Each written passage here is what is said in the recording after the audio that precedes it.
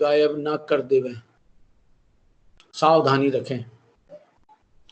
क्रोध का त्याग, लोभ का त्याग, भय का त्याग और हास्य के त्याग पूर्वक जो भगवान जिनेंद्र ने जैसा वस्तु का स्वरूप कहा है वैसा बोलना, वैसा जानना, वैसा समझना, ये सत्य व्रत की भावना है। तो जिन्हें अपने जीवन में सत्य धर्म अंगीकार करना है उन्हें क्रोध छोड़ना पड़ेगा। क्रोध में सत्य धर्म का प्रयोग नहीं होता, सत्य धर्म का पालन नहीं हो सकता।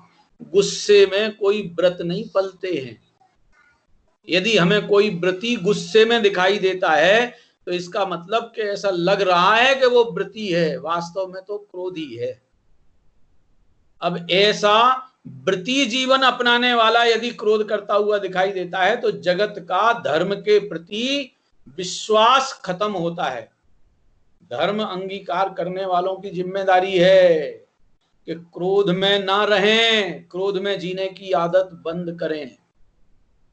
लोभ में जीने की आदत, चाहे वो यश प्रशंसा का लोभ हो, चाहे शारीरिक सौंदर्य का लोभ हो, चाहे धन पैसे का लोभ हो, चाहे सेवा चाकरी का लोभ हो, चाहे किसी भी तरह का लोभ हो, चाहे आगामी जीवन के निदान संबंधी लोभ हो, ये सब के सब लोभ की आदत रखेंगे तो सत्य धर्म जीवन में आ नहीं सकेगा भैया।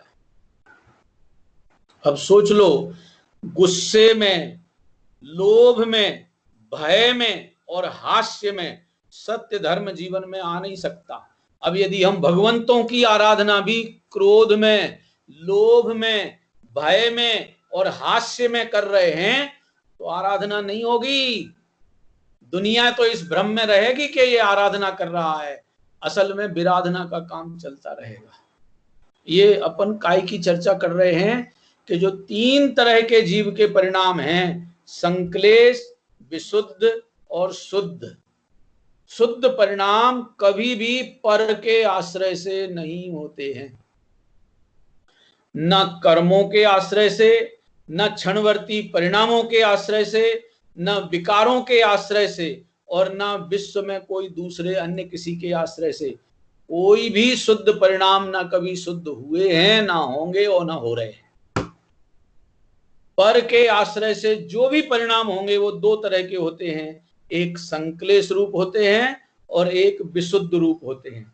तो जो इच्छा सहित के परिणाम हैं, चाहे हम समर्पित होकर सब कुछ देने छोड़ने के लिए तैयार होकर भी बैठे हैं और यदि इच्छाओं का लेस मात्र भी लेके जी रहे हैं तो हम विशुद्ध परिणामों के नाम पे धोखे से संक्लेश परिणाम करके अपने को पापारंभी जीवन में फंसाते जाते हैं। ये केवल अपने परिणामों को पहचानने का हिसाब किताब है। दूसरे के परिणामों को चेक करने जाओगे तो पहले ही नंबर पे महाकसाई बनोगे, ये गारंटी है। क्योंकि दूसरे के कैसे परिणाम होते हैं, दूसरे के परिणाम क्यों जानने की इच्छा क्यों हो रही है, उनसे तुम्हारा कौन सा लाभ और कौन सी हानि का मामला है। छिपकली के परिणाम ऐसे हैं और वो इतने जोर से काटने पीटने के मूड में रहती है और वो रह करके नरक चली जाएगी और वो बहुत दुष्ट है। अब ये जो तुमने उसको दुष्ट गिनने का परिणाम किया, उसकी दुष्टता का दंड तो वो भुगतेगी। तुमने जो उसको दुष्ट गिनने का परिणाम किया है वो कौन सा परिणाम कहलाएगा, अपन लगा लो हिसाब किताब। 3 परिणामों में से चौथा परिणाम तो कोई होता नहीं है, संक्लेश, विशुद्ध और शुद्ध। तो छिपकली के आश्रय से शुद्ध परिणाम तो होंगे नहीं। अब वो छिपकली वीतरागी परिणामों वाली भी नहीं है कि वीतराग परिणामों वाली है तो जहां चांस हो गए कि कहां विशुद्ध हो जाएंगे, कि वो भी अवसर नहीं है। तो हमने उसके संबंध में जितने भी विचार किए वो केवल संक्लेश परिणाम किए और संक्लेश परिणाम कर करके ये दुखी हो करके केवल यदि बंद होता है तो असाता वेदनी क्रम का बंद होता है भैया। ये तो अपना जो तत्वार सूत्र जी महान ग्रंथ है, ये पूरा का पूरा डिक्शनरी है विश्व भर के परिणामों की, सारे परिणामों की डिक्शनरी है। एक एक परिणाम पकड़ में आ जाते हैं। हम असाता वेदनीय कर्म कैसे बांधते हैं, जिस असाता वेदनीय के नाम पे दिन भर जिंदगी भर घबरा रहे हैं, ये जो कोरोना फरोना लगे है नहीं, हमें बीमारी आई है नहीं, और इसके नाम पे जो हम घबराए जा रहे हैं, ये क्या है? क्या है ये खेल?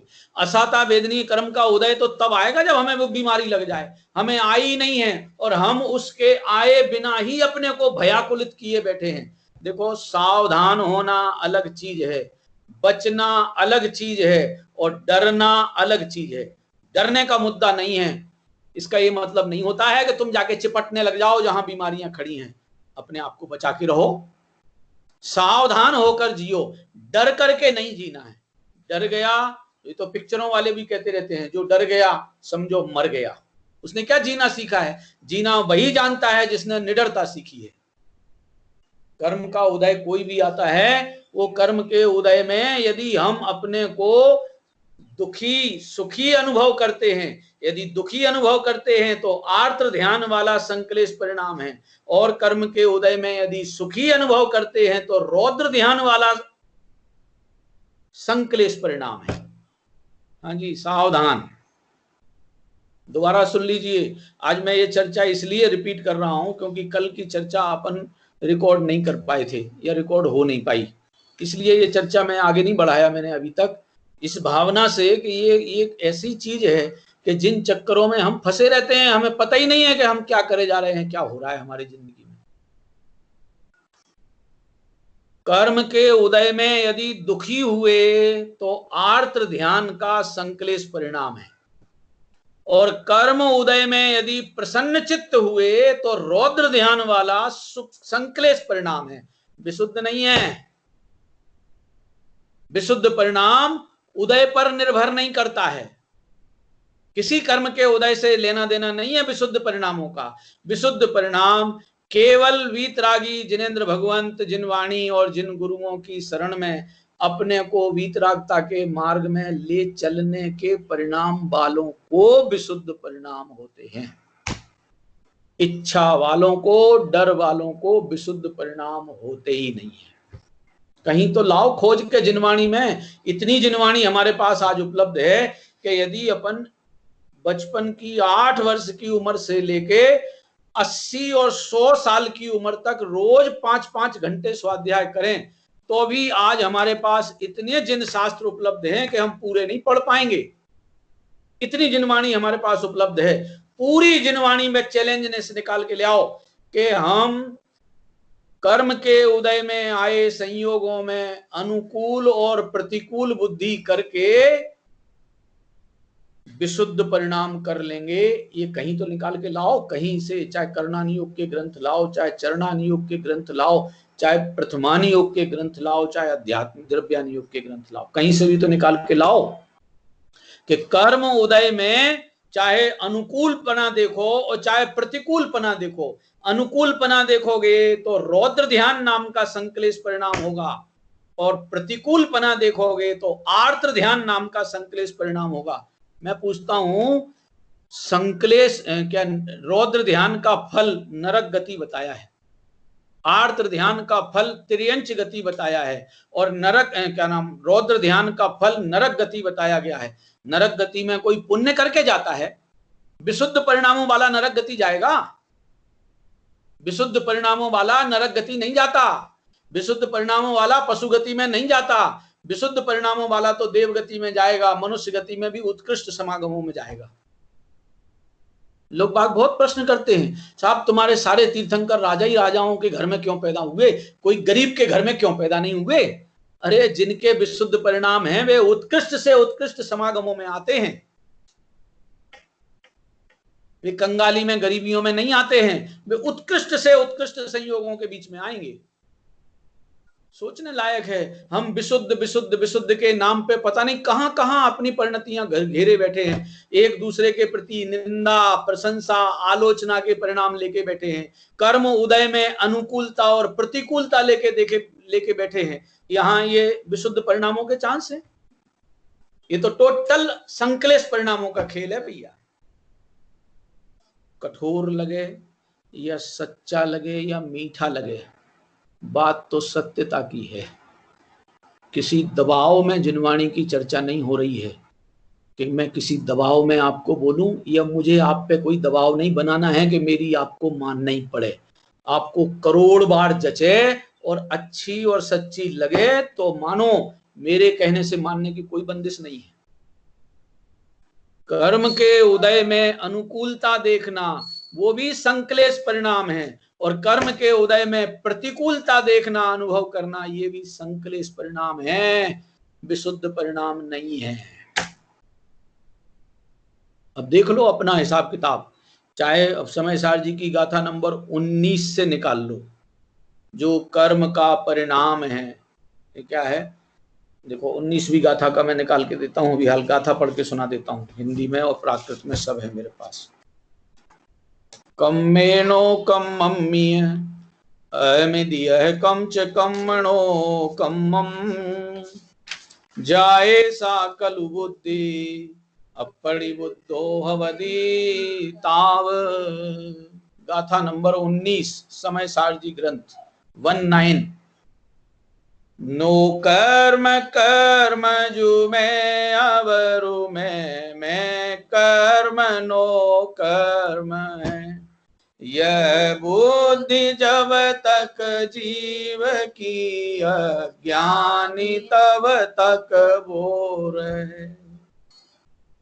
कर्म में, नो कर्म में, कर्म के उदय में, कर्म के परिणामों में यदि इष्ट और अनिष्ट की वृत्ति है तो ये अज्ञानमय परिणाम है, और ये अज्ञानमय परिणाम विशुद्ध नहीं होने देते। क्यों कि जब भी कर्म का नो कर्म का संयोग हमारे विचार का विषय बनता है, विचार का विषय है तो है नहीं हमारा, जब हमारे विचार का विषय बनता है तो उसमें इष्ट या अनिष्ट कोई ना कोई कल्पना खड़ी होती ही होती है। सोचने लायक है भैया, बहुत गंभीर मुद्दा है। जिंदगियां हमारी अनंत बर्बाद हो गई हैं इन परिणामों के चक्कर में। सारी बर्बादी से बचने का तो एक ही उपाय है कि परिणामों के बारे में विचार करना बंद करो और स्वभाव सत्ता का निर्णय करना चालू करो। जिसने स्वभाव सत्ता का निर्णय किया, अनुभवन किया, वो निर्णय और अनुभवन रूप जो परिणाम है वो शुद्ध परिणाम है। बाकी जितने भी परिणाम हैं वे सब संक्लेश और विशुद्धों में जाते हैं, और विशुद्ध परिणाम भय और इच्छा पूर्वक होते नहीं।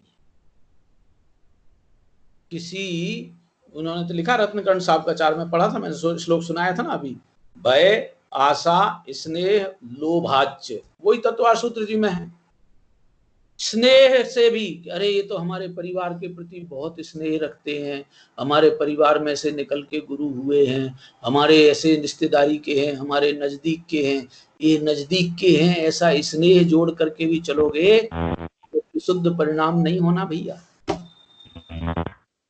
विशुद्ध परिणाम में किसी तरह का संबंध नहीं होता है, विशुद्ध परिणामों में किसी तरह की कोई रिश्तेदारी नहीं जोड़ी जाती है। जहां कोई रिश्तेदारी जोड़ी गई वहां संक्लेश परिणाम होते हैं।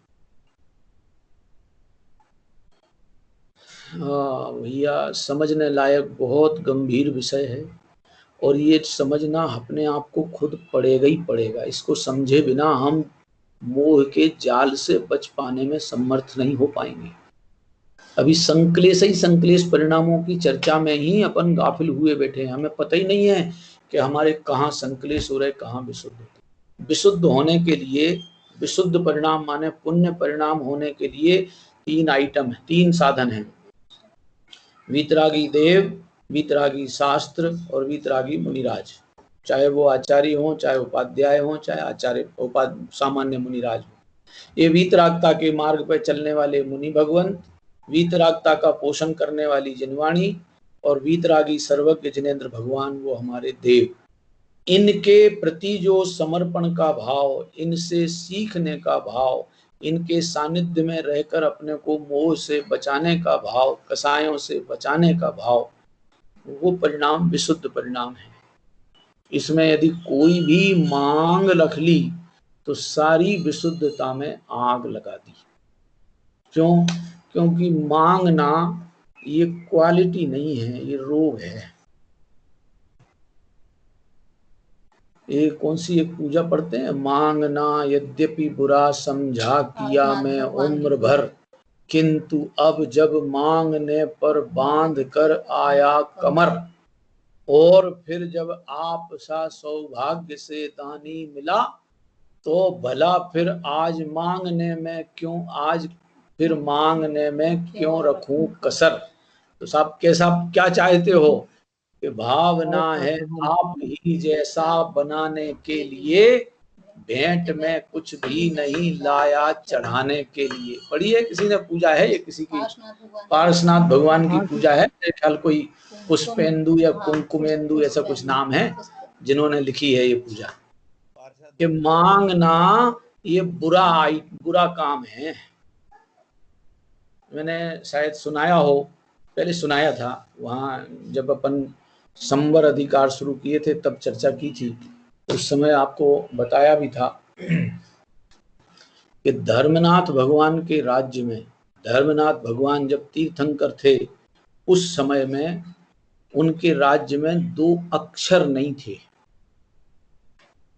2 अक्षर, अपन 52 अक्षर की वर्णमाला पढ़ते हैं, ओ आ ई उ ई री री री री ए ऐ ओ औ अम ह, और फिर उसके बाद क ख ग से लेकर श त्र ज्ञ, ये 52 अक्षरों की वर्णमाला में वहां धर्मनाथ भगवान के राज्य में 50 अक्षर चलते थे। एक दे और एक ही, देही, ऐसे 2 अक्षर ही खोटे गिने जाते थे और वे वहां प्रयोग में ही नहीं आते थे। पढ़ने लायक है, एक धर्म शर्माभ्युदय नाम का ग्रंथ है, धर्मनाथ भगवान का चरित्र वर्णन किया है उसमें। उनका राज्य काल का प्रकरण है कि वे राज्य, गृहस्थ दशा की बता रहा हूं, मुनि अवस्था की तो बात क्या पूछना है। राज्य अवस्था के काल में उन्होंने उनके राज्य में देही, देही का मतलब देव, देही इसका मतलब है देव, देव का मतलब लेने की इच्छा, लाओ लाओ लाओ, मुझे चाहिए, मुझे दो, मुझे दो, ऐसी जो आदत है ये धर्मनाथ भगवान के राज्य में किसी गांववासी में भी नहीं थी। जब गृहस्थ दशा में भी ऐसा राग का प्रकरण कि जहां मांगने के कार्य को महानीच गिना जाता है, मांगना नीच वृत्ति कहलाती है। कहीं किसी से भी मांगने जाओ, जिसको हम नीच वृत्ति समझते हैं, हम उसके नाम पे पुण्य के परिणाम चाहते हैं, कैसे हो जाएगा। पुण्य परिणाम मांगने की नीच वृत्ति में नहीं आती। सावधान भैया, इसमें कोई कुछ भी कहे, कुछ भी करे, कैसे भी, कोई किसी की प्रशंसा निंदा का तो मतलब है नहीं। यहाँ तो अपने परिणामों में कैसे हम ठगाए गए अब तक अनादिकाल से, उस ठगाई से बचने की चर्चा है। जिनवाणी को सुनने में एकमात्र हमारी ठगाई से बचाने की चर्चा है, किसी की निंदा प्रशंसा की बातचीत नहीं।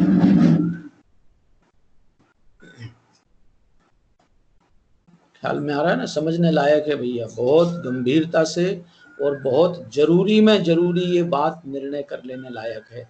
क्योंकि संक्लेश और विशुद्ध, अभी शुद्ध की तो तरफ अपन पहुंचेंगे, अभी जा रहे हैं। समय सार जी के स्वभाव चर्चा से अपन शुद्ध परिणामों के परिचय ही ले रहे हैं, शुद्ध स्वभाव का परिचय लेते हैं, शुद्ध परिणामों का परिचय ले रहे हैं। अब जहां शुद्ध है वहां शुद्ध देखो तो शुद्ध परिणाम के अवसर हैं। जहां शुद्धता है ही नहीं और भय पूर्वक और इच्छा पूर्वक लगे हैं, साहब हम तो हर महीने तिजारा जाते हैं, क्या हुआ, क्या होता है वहां, तो वहां एक बहुत बढ़िया नया मंदिर बन गया है, काय का, वो जैन दिगंबर जैन मंदिर बना है, काय का, बोले 9 ग्रहों का। तो दिगंबर जैनों में 9 ग्रह कहां से आ गए भैया, कौन होते हैं ये 9 ग्रह, क्या है ये। ज्योतिषी देव हैं वो, और ज्योतिषी देवों के सम्यक दृष्टि होने की भी गारंटी नहीं है। तो हम 9 ग्रहों के नाम पे पता नहीं किस किस की आराधना में लग गए। वो उनकी आराधना का परिणाम, इसका सीधा सा मतलब है भयाकुलित है, और भयाकुलित जीव जिनेंद्र भगवान का आराधक हो ही नहीं सकता है। इच्छालु जीव, भिकमंगा जीव भगवान जिनेंद्र का आराधक हो नहीं सकता है। देखो, एक बहुत पुराना दोहा, आपने शायद नाम सुना हो, हमारे एक बड़े विद्वान हुए हैं, अब तो नहीं रहे, पंडित प्रकाश चंद जी हितैषी, सन्मति संदेश नाम की एक पत्रिका छपती थी, गांधीनगर दिल्ली, जयपुर से, दिल्ली से, गांधीनगर दिल्ली से छपती थी।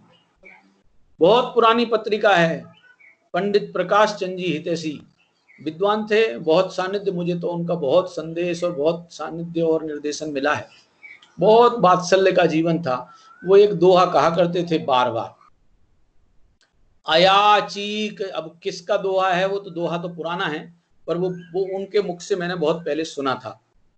अयाचीक जिन धर्म है, धर्मी मांगे नाहि, और धर्मी बन मांगन लगे, सो ठगिया जग माहे। लिख लेना अपने पास, ये बहुत स्पष्ट नीति, न्याय नीति का धर्म है। जैन धर्म किसी, क्या बोलते हैं, क्या कहें, हाटे ना बिकाए, और ना ये कहीं किसी की प्रशंसा प्रभावना से मिल जाता है धर्म। बहुत एकदम स्पष्ट रीति नीति है। अयाचीक, अयाचीक माने याचना से रहित। अयाचीक जिन धर्म है, और धर्मी मांगे नाही।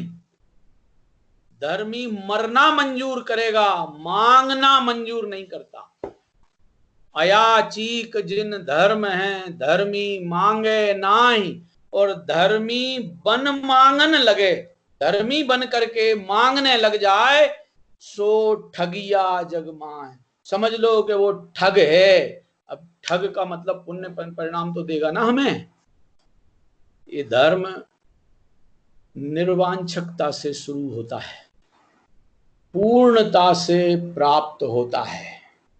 पूर्णता का फल वो भगवत्ता का मामला है। यहाँ मांग मांग करके भगवान नहीं बना जाता। अरे मांगने वालों को मिलता क्या है? अपन ने देखा है बचपन में, अपन अपने बड़े बुजुर्गों से 10 रुपया मांगे, वो 1 रुपया दे। मांगे 10 मिले 1, और वो भी मिल जाए कि न मिल जाए, झिड़क के मिले कि प्रेम से मिले कि कैसे मिले, कंडीशन देकर मिले, वापस लेने की गारंटी देकर के मिले, कैसे कैसे मिलता। मांगने वालों को जितना मांगते हैं उतना मिलता ही नहीं है, मिल सकता ही नहीं है। इसलिए चित्त में से ये भयाकुलित और इच्छाकुलितपना समझ लेना कि ये संक्लेश परिणामों का घर है। यहाँ विशुद्धता का अवसर नहीं है। टाइम तो नहीं हो गया? अरे अभी तो संक्लेश ही है, संक्लेश में अपन इतना समय लगा चुके हैं। जरा समझ लेना भैया, क्योंकि संक्लेश को ही हम कहीं विशुद्ध मान के बैठ गए। शुद्धता की तो बात ही खोज भी नहीं बंद है। संक्लेश परिणाम माने डरने वाला परिणाम, इच्छा वाला परिणाम, दुखी होकर जीने का परिणाम, शिकायतों का परिणाम, परेशान होकर जीने का परिणाम। अब बताओ, सवेरे सूर्योदय हो जाता है, अब क्या बताएं, हमें तो इतनी जोर से नींद आ रही थी, सवेरे से सूरज उठ के आ जाता है, इसने नींद ही हराम कर दी हमारी। ये भाई साहब, इस सूरज तुम्हारी नींद हराम करने आया है? अरे सूरज तो ये कहने आया बहुत हो गया भैया, सोते सोते जागो, तुम जागने के लिए जीव हो, सोए पड़े रहने के लिए जीव नहीं हो। और हम उसके आगमन पर शिकायत करते हैं, इसका मतलब विशुद्ध परिणाम होने के चांस नहीं है भैया। गर्मियों के सीजन में बारिश आ गई, बताओ कितनी कैसी गर्मी ही नहीं पड़ रही। अच्छा गर्मी पड़ती है तो चिल्लाना चालू कर देते हैं, हाय राम इतनी गर्मी इतनी गर्मी, और बारिश आ जाती है तो ये बताओ इसने गर्मी ही नहीं पड़ने दी है। जब देखो, जब हर प्रसंग में शिकायत लेके जीता है, परेशान होकर जीता है, दुखी होकर जी रहा है, कौन से परिणाम है? संक्लेश हैं, संक्लेश। दुखी होने वाला परिणाम संक्लेश परिणाम है। तत्वार सूत्र जी का सूत्र में बता रहा था, ये असाता वेदनीय कर्म का बंध कैसे होता है, उसके लिए सूत्र है, दुख शोक ताप आक्रंदन भय परिदेवनानी आत्म परो भय स्थानानी असत वेद्यस्य। सूत्र हैं, चेक कर लो, बिल्कुल एकदम स्पष्ट। क्या था? दुख शोक ताप आक्रंदन भय परिदेवन आत्म परो भय स्थानानी असद्वेदस्य। खुद भी डरना, दूसरों को भी डरा के रखना। भैया बच के रहना, दूर से डर के चलो, डर के चलो। खुद भी डरे जा रहा है और दूसरों को भी डराया जाता है। ये केवल असाता वेदनी कर्म बांधेंगे, और असाता वेदनी कर्म विशुद्ध परिणामों से नहीं बंधता है। असाता वेदनी कर्म का बंध केवल संक्लेश परिणामों से होता है। कठोर लगे या मीठी लगे, बात तो स्पष्ट है और ये स्पष्ट ही समझनी पड़ेगी। विशुद्ध परिणाम निर्वांछक होते हैं, विशुद्ध परिणाम निर्भय होते हैं, और केवल वीतरागी जिनेन्द्र देव, जिनवाणी माता, जिन गुरु के प्रति समर्पितता, उनसे मोक्ष मार्ग की प्रेरणा सीखना और जीव दया के भावों में विशुद्ध परिणाम होते हैं। 4 हो गए अपने लिए अवसर, विशुद्ध परिणामों के अवसर। वीतरागी जिनेन्द्र देव की आराधना, वीतरागता की पोषक जिनवाणी की आराधना, वीतरागी मार्ग पर चलने वाले मुनि भगवंतों की आराधना, और जीव दया का परिणाम। जीव दया, उसमें एक जीव मैं भी हूं और अनंत जीव पर मेरे से अलावा दूसरे हैं, तो ना मैं अपने को पीड़ित करूं और ना मैं दूसरों को पीड़ित करने में निमित्त बनूं, ऐसा अहिंसक परिणति जीने का परिणाम। अब बताओ, रागी द्वेषी पने का परिणाम, वे तो कह रहे हिंसक हो। अब हिंसा करते करते विशुद्ध हो जाएंगे? राग करते करते, अरे वीतरागी जिनेन्द्र भगवान का समागम इसलिए चाहिए कि हम राग करने नहीं गए हैं। उन वीतरागियों के प्रति का जो राग है वो वीतरागता सीखने के लिए है, राग पोषण के लिए नहीं है। अभी जो लाइनें आएंगी अगले पेज पे बहुत मोटे अक्षरों में लिखा हुआ है इसी मोक्ष मार्ग प्रकाशक में कि ये जो विशुद्ध परिणाम है, परंतु इस प्रयोजन से कुछ भी अपना हित नहीं होता। ये आगे आने वाली चर्चा है। हाँ, सावधान, स्पष्ट निर्णय करने की आदत अपने जीवन में डालना चाहिए। धोखे में रहना बहुत परेशानी का घर है भैया। बिना समझे बूझे हम यदि अमृत समझ करके जहर पी जाएं, रस्सी समझ करके कोबरा सांप को गले में डालें, तो फल में जीवन नहीं मिलेगा, मृत्यु मिलेगी। ऐसे धोखे में रहकर हम किसी भी तरह के परिणामों को विशुद्ध समझ लेवें और किसी भी तरह के परिणामों में संक्लेश बने की, देखो विशुद्ध नहीं होंगे तो शुद्ध होने के तो चांस नहीं है, क्योंकि शुद्ध परिणाम होने के चांस भी विशुद्ध वालों को ही हैं। अब जिनके विशुद्ध नहीं होंगे तो उनके नियम से अशुद्ध ये संक्लेश ही संक्लेश होंगे, और क्या, संक्लेश ही की परंपरा चलती रहती है। ये सीधे देसी शब्द लिखे हैं पंडित जी साहब टोडरमल जी ने। ये पुण्य पाप और धर्म भी लिख सकते थे। तो भजन मैंने कल सुनाया था, भागचंद जी का भजन है लिखा हुआ, परिणति सब जीवन की 3 भांति बरनी, एक पुण्य एक पाप एक राग हरिणी, तामे शुभ अशुभ दोय, तामे शुभ अशुभ बंध, दोय करें कर्म बंध, बीत राग परिणति ही भव समुद्र तरणी। अब बीत रागियों के प्रति का जो राग है उसका नाम है विशुद्ध परिणाम। अब वो इसलिए है कि हम उस राग से बचकर बीतरागी होना चाहते हैं। हम बीतरागियों का सानिध्य इसलिए लेना चाहते हैं कि हम भी ऐसे बीतरागी हो जाएं। वे हमें कुछ दे देंगे, नहीं जाएंगे तो हमारा कुछ नुकसान हो जाएगा, कहीं श्राप व्राप मिल जाएगा। भैया, वीतरागी मुनि भगवंत या भगवान किसी को दंड या श्राप नहीं देते। जो दंड या श्राप देते हैं वे वीतरागी भगवान या वीतरागी गुरु नहीं होते। दंड श्राप का काम वीतरागियों के मार्ग में नहीं है। न कोई वहां प्रशंसा दे देंगे और न कोई श्राप दंड दे देंगे। जहां ये डर लगता हो कि हम नहीं करेंगे तो ऐसा दंड दे देंगे कि भाई साहब वो जिन धर्म नहीं है, जिन धर्म बहुत सहज सरल और बिल्कुल शीतल शांत है, स्पष्ट समझ लीजिएगा। तो संक्लेश विशुद्ध, विशुद्ध का समझ में आ गया।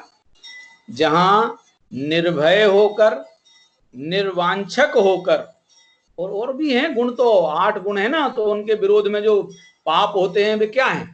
भय होना, वांछा होना, ग्लानि होना, मूर्ख रहना, चुगलखोर रहना, धर्म मार्ग में आए को गिराने का प्रयास करना, रहितता का परिणाम होना, और धर्म को प्रभावना ना हो जाए ऐसे विकारी परिणाम होना, ये सब के सब संकलेश परिणामों के खेल हैं।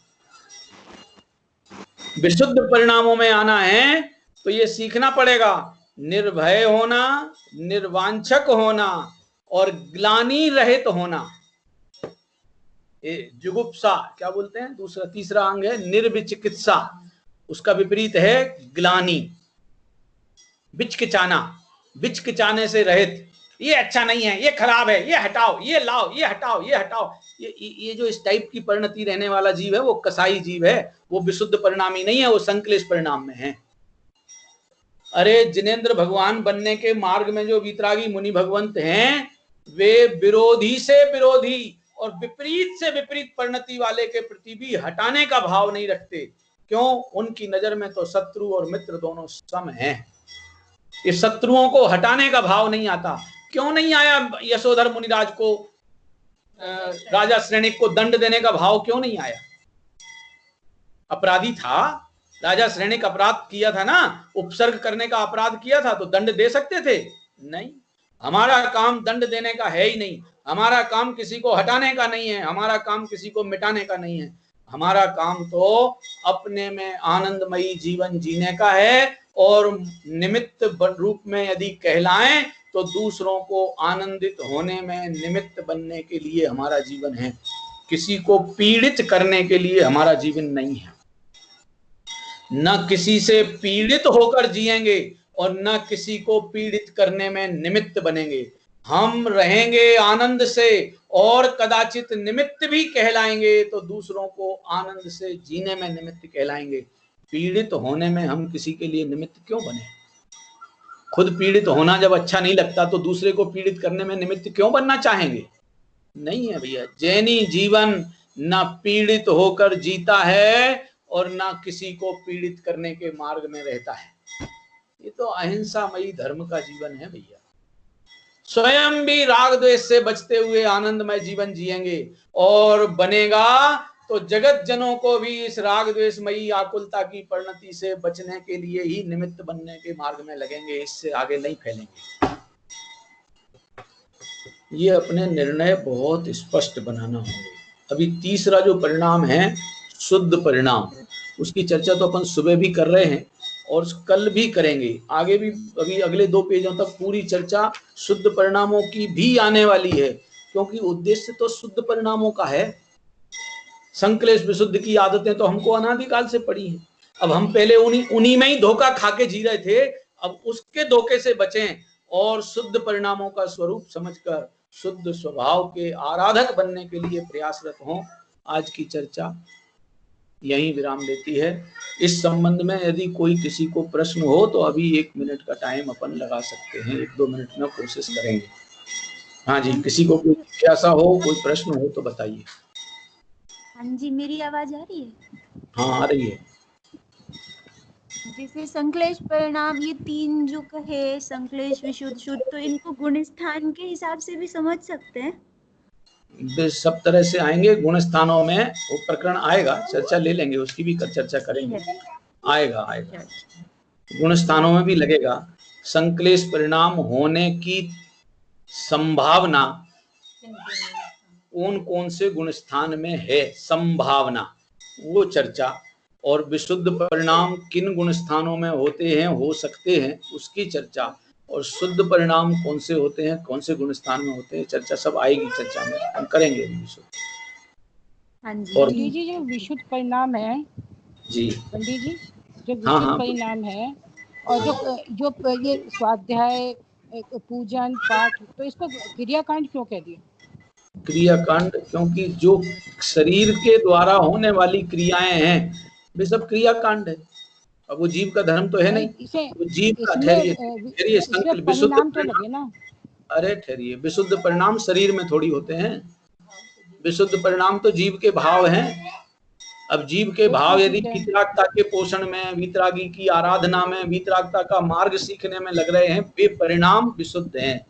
शरीर क्रिया विशुद्ध नहीं है। नहीं, जो शरीर तो क्रिया भी तो भाव के हिसाब से हो रही है ना। जरूरी नहीं है, आवश्यक नहीं है। सामान्य रूप से क्रियाएं भावानुसारिणी होती हैं, मगर हम कितने भावों में कैसे रहते हैं ये अपन अपने आप को खूब अच्छी तरह से पहचान सकते हैं।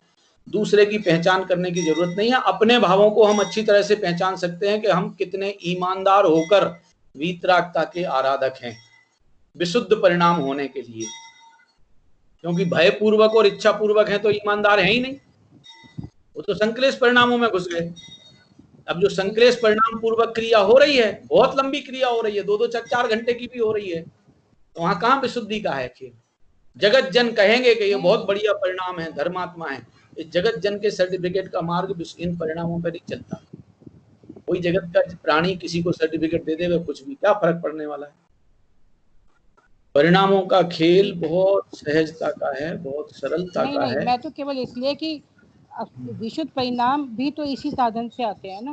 हाँ होते हैं, तो पूजा भक्ति स्वाध्याय चिंतन मनन इत्यादि में लग रहे हैं, तो उसमें कहीं ये तो नहीं जहर घुसे बैठे हैं हमारे इच्छा और भय वाले, ग्लानि वाले। यदि बे भरे बैठे हैं तो विशुद्ध है ही नहीं, क्रिया हो रही है, इसलिए क्रियाकांड कहा जाता है उसको। क्रियाकांड किसको कहा गया कि भावों का तो पता नहीं है, माला तो फिर रही है 9 बार 108 बार की जाप तो चल रही है, और परिणाम कहाँ जा रहे हैं। ये किसी दूसरे का नहीं चेक करना है, अपना ही चेकिंग करने का अवसर है। इसलिए मतलब परिणामों की पकड़ की बात है। हाँ, परिणामों की पकड़ होना चाहिए कि परिणाम कहाँ हमारा दुर्गति की तरफ जा रहा है, या किसी इच्छा के प्रति या भय के प्रति या ग्लानि के प्रति कहाँ जा रहा है। ये स्वयं बचना सीखना पड़ेगा। बचेंगे तो विशुद्ध परिणाम होंगे, और जब विशुद्ध परिणाम होंगे तो तदनुसारिणी क्रिया भी होगी। ऐसा थोड़ी है कि विशुद्ध परिणाम हो जाएंगे और क्रिया नहीं होगी। जब विशुद्ध परिणाम पूर्वक जीवन जिएंगे तो हमारे हर एक कार्य में पोलाइटनेस, ये पोलाइटनेस अंग्रेजी का शब्द मुझे मिला, बहुत अच्छा लगा। पोलाइटनेस क्या मतलब होता है, हर कार्य में हम बहुत सहज, बहुत नॉर्मल, बिना किसी के दबाव पे, बिना किसी पे दबाव, बिना किसी के दबाव, बिल्कुल नॉर्मल सहज आनंदमयी जीवन जीते हैं। उन परिणामों में विशुद्ध होता है। तो विशुद्धि का स्वरूप समझें, इसमें किसी क्रिया का निषेध और किसी क्रिया का पोषण वो न देखें, क्योंकि क्रिया का पोषण अकेली क्रिया हो और परिणाम ना हो तो वो क्रिया कांड कहलाएगी, उससे विशुद्ध परिणाम नहीं होते हैं, वो संकलित ही रहेगा। ठीक है ना जी। सहजानंदी शुद्ध स्वरूपी अविनाशी आत्म स्वरूप, सहजानंदी शुद्ध स्वरूपी अविनाशी आत्म स्वरूप, सहजानंदी शुद्ध स्वरूपी अविनाशी आत्म स्वरूप। जावाणी के ज्ञान ते सूझे लोकालो, सोवाणी मस्तक नमो सदा देत हूँ।